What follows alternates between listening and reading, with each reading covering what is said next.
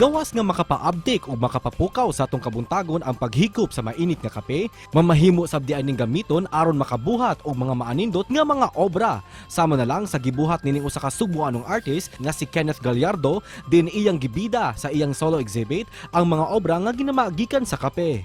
Gitawag niya ang iyang exhibit og Eastern Celestials, din usa sa iyang gipasigarbo nga mga obra ang mga Chinese zodiacs. Busa karong buntaga ato siyang mas ilailahon og dungan tang sayran ang inspirasyon luyo niini dinhi lang sa GMA Regional TV Live. Obra nga ginama gikan sa kape ang atong ibida karong buntaga. Busa ilailahon ta si Kenneth Gallardo. Mayong buntag, Kenneth, ug welcome dinhi sa GMA Regional TV Live. So good morning everyone. Sa tanang natan-aw mong buntaga, sa tanang kapuso. Thank you so much, Kenneth, for joining us this morning. Can you share to us unsa kining exhibit nimo, kining Eastern Celestial?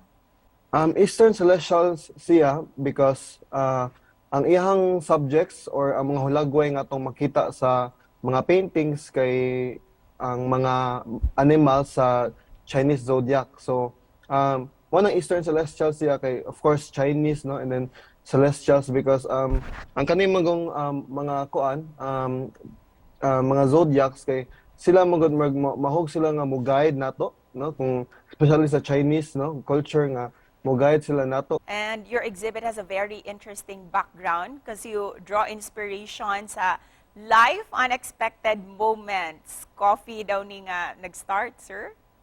Yes, coffee stain because kada adlaw mag-inom kog kape, and then sometimes daghan gani ko mainom nga kape. So ang kape is very much connected to my life, no. When I work in the morning, when I work in the evening o sa kadlaw, no. So naa gyud ang kape para mapadayon ang atong paggama og atong artworks o unsa pa atong trabahoon like sa mga schoolworks and everything. So nagsugod di ay ni tanan sa coffee stain. Then adto na ka nagsugod sa imong coffee painting? Na encounter na ko na siyang ang kape. At first kita ako na mga post before sa ubang tao, but then dili ko interested until gihangyo kog friends before nga to make artworks made of coffee, no. But because before I really didn't like the idea of using coffee because I thought it was baduy, to be honest. But then kuan siya, but then when I played with it, dito na ko na realize ba nga kanang mag-enjoy ko niya, malingaw ko niya, and then ganahan ko sa iyang output niya. Nakita po nako nga daghan pud og ganahan so far, no, sa akong agi sa kanang coffee, no. What's the process of using coffee and water? Giunsa nini mo pag-experiment and pag-execute as well?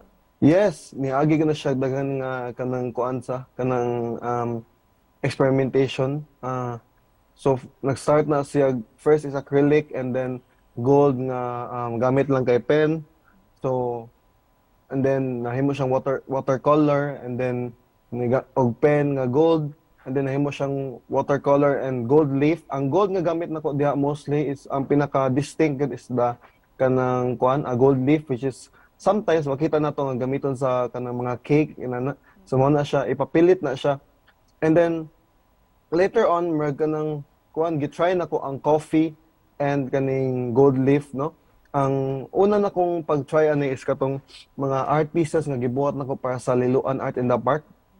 If you're familiar with Liloan Art in the Park, it's the exhibit, no. And after this solo exhibit, what's next for you, Kenneth?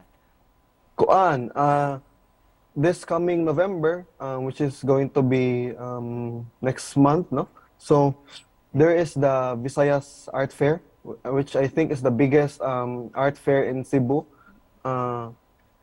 So kuan, luckily I was able to have a slot, no, together with my kuan kanang mga kauban, no. So I will be joining Visayas Art Fair and then I'm actually preparing na because duol na siya and then there's a lot of things nga andaman and then kuan pod ang pressure pod nga kanang i-level up siya ba. So that's why magsugod tag sayo kay para kanang makuha na to daghan pa tag mabuhat ba dili masayang ang time.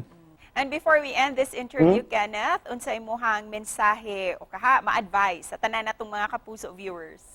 Sa atong kinabuhi, it's very important nga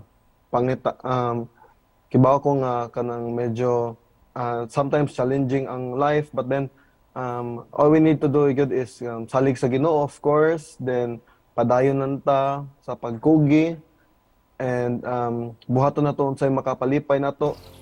Ug daghang salamat usab kanimo Kenneth, and once again congratulations Salamat sa sa, exhibit. sa inyong tanan, no, and may buntag and good morning again.